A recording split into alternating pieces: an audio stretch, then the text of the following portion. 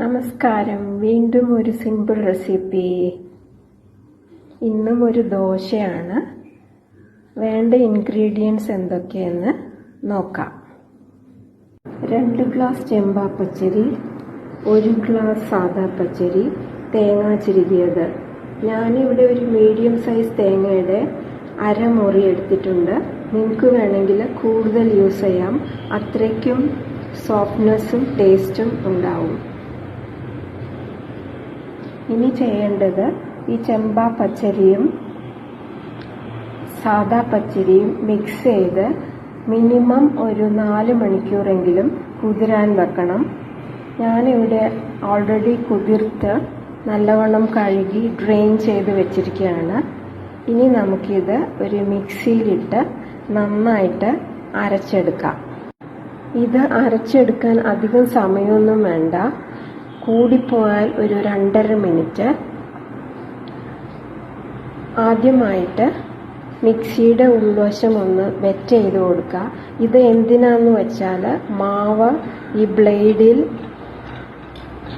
Stuck ആവാതിരിക്കാൻ വേണ്ടിയിട്ടാണ് ഇങ്ങനെ ചെയ്യുന്നത്. ഇതിലേക്ക് കുതിർത്ത് വെച്ചിരിക്കുന്ന അരിയുടെ പകുതി ഭാഗം ആദ്യം ചേർക്കുക.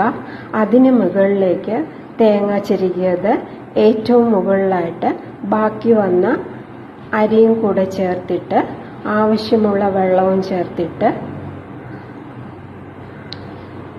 1 മിനിറ്റ് ആദ്യം അടിച്ചെടുക്കുക.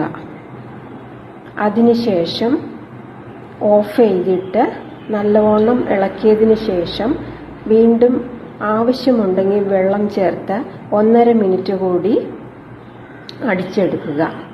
അപ്പോൾ ഞാനിത് അരച്ചെടുത്തിട്ട് വരാം. മാവ് റെഡിയായി കഴിഞ്ഞിട്ടുണ്ട്. ഇതൊരു പാത്രത്തിലോട്ട് മാറ്റാം. മാവ് പാത്രത്തിലേക്ക് മാറ്റിക്കഴിഞ്ഞു. കുറച്ച് വെള്ളം കൂടി ഞാൻ ചേർത്തിട്ടുണ്ട്.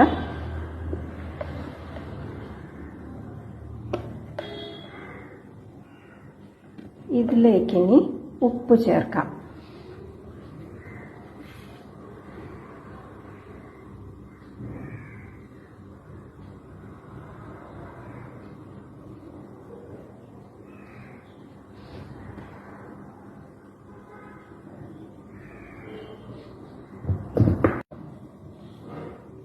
നന്നായിട്ട് ഇളക്കുക.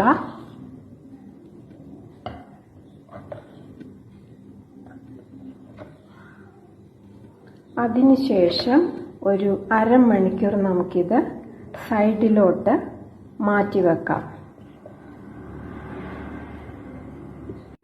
ഇപ്പോൾ ഏകദേശം 1/2 മണിക്കൂറായിട്ടുണ്ട്. നമുക്ക് മാവ് ഒന്ന് ഇളക്കി നോക്കാം.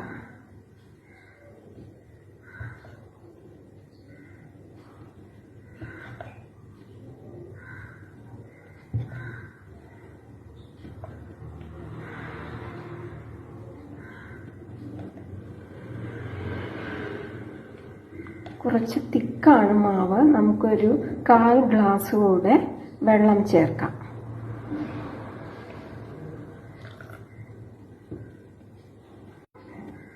വീണ്ടും നമുക്ക് നന്നായിട്ട് ഇളക്കാം.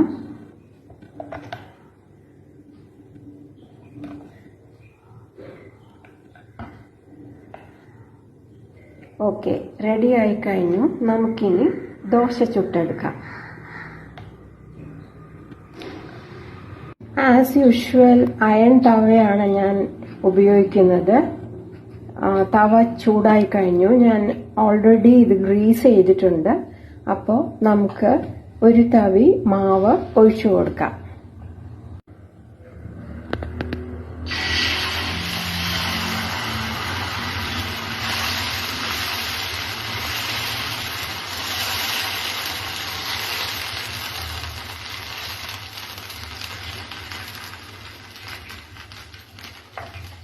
ആസ് യൂഷ്വൽ കവർ ചെയ്ത് കൊടുക്കുക.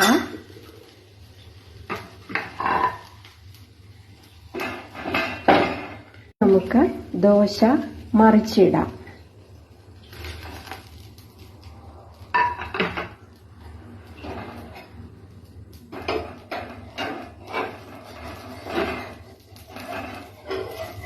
ദോശ ആയിട്ടുണ്ട്. ഇതൊരു പ്ലേറ്റിലോട്ട് മാറ്റാം. ദോശയുടെ കോമ്പിനേഷൻ എന്ന് വെച്ചാൽ പരിപ്പാണ്. ഞാനിവിടെ ഓൾറെഡി തയ്യാറാക്കി വെച്ചിട്ടുണ്ട്.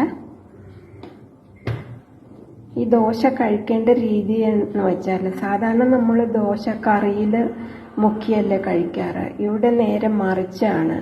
കറി ദോശയുടെ മേൽ ഒഴിച്ച് ഞരടി കഴിക്കുന്നതിലാണ് അതിൻ്റെ ഒരു ടേസ്റ്റ്. അപ്പോൾ ഞാൻ കഴിച്ചു നോക്കാൻ പോവാണ്. പുറത്ത് ഒഴിച്ച് ഞരടി കഴിക്കണം.